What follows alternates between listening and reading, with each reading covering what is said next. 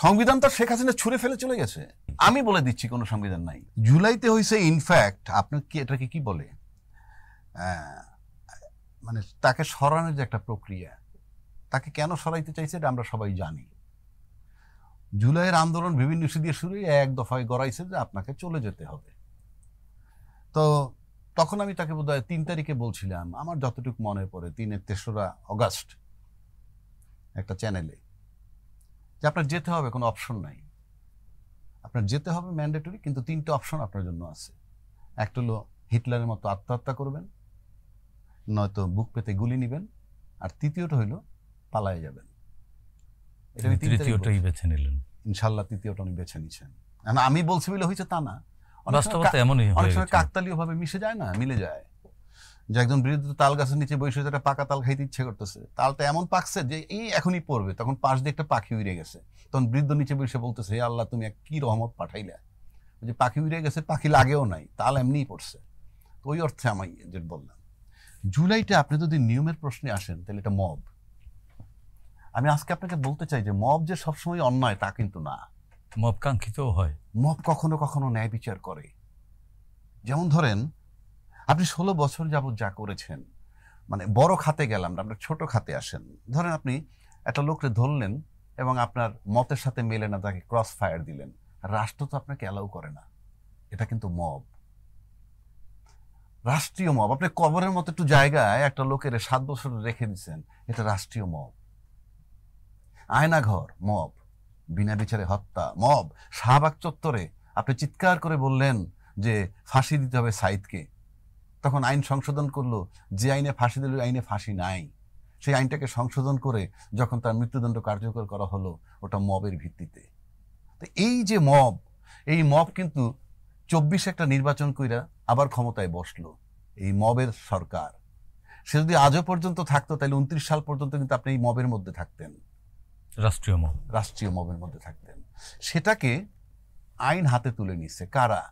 এই জুলাইতে যারা আন্দোলন করছে, XYZ যে খুশি সে করুক, সাধারণ মানুষ। ওইগুলি যদি বলি আপনি করছেন না আমি করছেন, তাইলে আবার অনেকের গাত্রদাহ হয়। হ্যাঁ, কেউ কেউ বলে নেতৃত্ব হয় না, দলমত নির্বিশেষে নামছে, এটা তামাশা আর কি।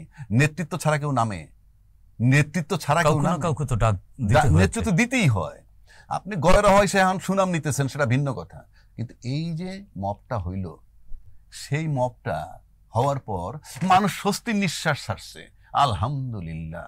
এই যে মব জনগণ রিসিভ করে, জনগণ একসেপ্ট করে, সেটাকে বলে মব জাস্টিস, মানে মবের মাধ্যমে ন্যায় বিচার। আজকে ওই মবটা না হলে কিন্তু ওটা চলমান থাকতো এখনো। সে কারণে এটাকে যুদ্ধ বলবেন কি, যুদ্ধ বললে তো আবার আরেক জিনিস। সুতরাং এই যে মবটা হইছে, এটা হলো মব জাস্টিস, এবং মবের মাধ্যমে একটা ন্যায় বিচার এস্টাবলিশ করছে। তা না হলে কিন্তু আপনি এখনো সেই ওই আতঙ্কে থাকতেন, সেই আয়নাঘর, সেই বিনা বিচারে হত্যা। সুতরাং এই যে যেটা বলছেন শেখ হাসিনার বিচার, এটা বিচার কি? মব এবং ন্যায় বিচার। এই জন্য বলছি কখনো কখনো মবের মাধ্যমে ন্যায় বিচার হয়। কিন্তু এখন যে শেখ হাসিনার যে আপনার বক্তব্য অনুযায়ী যে রাষ্ট্রকে ব্যবহার করে তিনি যে মব চালিয়েছেন, সেটিকে, সেই মব থেকে রেহাই পাবার জন্য সাধারণ মানুষ, আমি ধরে নিলাম কোনো ব্যক্তিকে ক্রেডিট দিলাম না, কোনো গোষ্ঠীকে না, দেশের সাধারণ মানুষ একেবারেই তারা সিদ্ধান্ত নিয়ে নিল, তারাই বিচারের দায়ভার নিয়ে নিল, তারা তাকে টেনে হিচড়ে নামালো এখন। এবং তিনি ক্ষমতায় টিকে থাকবার জন্য আমাদের ছোট ছোট শিশুদের বুকে গুলি চালালো, তরুণদের বুকে গুলি চালালো, সাধারণ মানুষ, শ্রমিক, তাদের বুকে গুলি চালালো, ইনফ্যাক্ট রাজনৈতিক দলের নেতাকর্মীদের উপরেও গুলি চালালো। প্রায় 1-1.5 হাজারের মতো এখনো পর্যন্ত আমরা শনাক্ত করতে পেরেছি বা রাষ্ট্র স্বীকার করেছে, রাষ্ট্রের পক্ষ থেকে ডিক্লারেশন দেওয়া হয়েছে।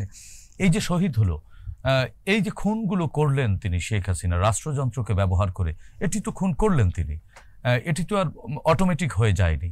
তো এই খুনের দায়ভার কে নিবে? সেই জায়গায় যখন শেখ হাসিনার এই সব হত্যাকাণ্ড এবং 17 বছরের যখন আমলনামার বিচার চলছে আইনি প্রক্রিয়ার মাধ্যমে, তখন তার পক্ষের আইনজীবী বলছেন যে শেখ হাসিনা কোনো হত্যার সাথে সরাসরি জড়িত না, তিনি কোনো হত্যার হুকুম দেননি, কোনো আলামত নেই। তাহলে কি খালি খালি মরে গেল? না না, এটা তো শোনেন, উনি কোনো হত্যা করেননি, এটা সত্য। উনি নিজে কোনো হত্যা করেননি, নিজে কোনো গুলি চালাননি, এটা সত্য। কিন্তু উনি কোনো হুকুম দেননি, এটা উনি বললি যদি হয়ে যেত তাহলে তো সব মামলায় তো আমিও কোর্টে গিয়ে খালাস পেয়ে যাব। যে কোনো লোক গিয়া কোর্টে গিয়ে খালাস পেয়ে যাবে। এটা আমার কাছে একটা তামাশা করা, আর কিছু না। আপনারা আমার কথা হলে করতে দেন না, করতে তো দিচ্ছেন না। এই যে বিচারটা যে আপনি করবেন, আপনি কি করার প্রক্রিয়ার মধ্যে ইনফ্যাক্ট আছেন? আমি কি আদৌ আছি করার প্রক্রিয়ার মধ্যে? আপনার কাছে কি মনে হয়? আমার কাছে মনে হয় না। কেননা আমি বলি আপনাকে, সবাই যখন দলমত নির্বিশেষে বলতেছে যে এই সরকারকে বসাইছে, প্রথম কথা হলো যে এই সরকার যে বসছে, এই সরকারের ভিত্তি কোনো সংবিধান না, জনগণ। এবং এই যে সরকারটা বসছে, সে কিন্তু বিচার করবে এই কথা বইলেও আসে নাই, বিচার করবে না তাও বলে নাই। কিন্তু এই সরকারের কাজটা কি?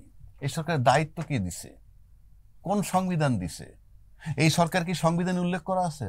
সংবিধানে কিন্তু অন্তর্বর্তীকালীন সরকার আছে। সাংবিধানিক ভাবেই তো উচ্চ আদালত অনুমোদন করলো, বৈধতা দিল যে উচ্চ আদালত বলছে যে এইরকম পরিস্থিতিতে এইভাবে দায়িত্ব দেওয়া যেতে পারে, এবং তার নামকরণ করা হয়েছে অন্তর্বর্তীকালীন সরকার।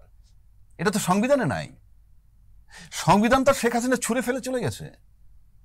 সংবিধান যদি আপনি মানেন, তাহলে তো সংবিধান মোতাবেক আপনি কাউকে দায়িত্ব দিবেন।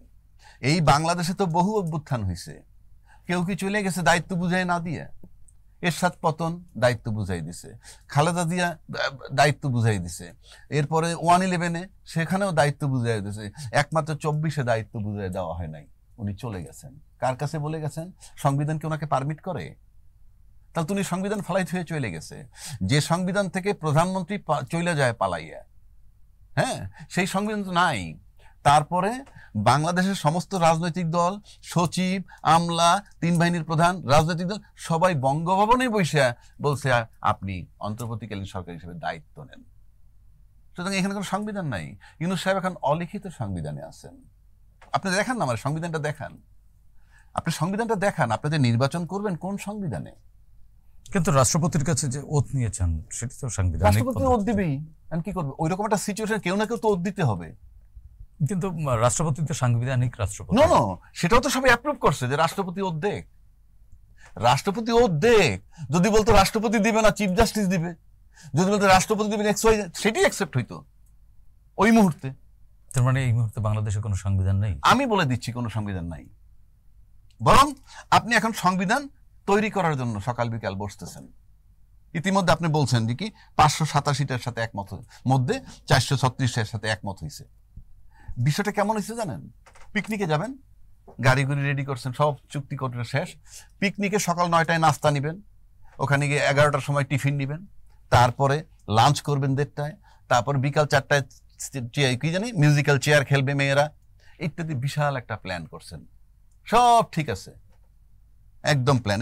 এই যে 587-এর মধ্যে 436 ওই রকম প্ল্যান করে ফেলছেন। কিন্তু যেদিন যাবেন সকালবেলা বাস একটা বাস আসে নাই। কি ব্যাপার? বাস নষ্ট হয়েছে। আপনার সব প্রোগ্রাম কিন্তু ভেস্তে।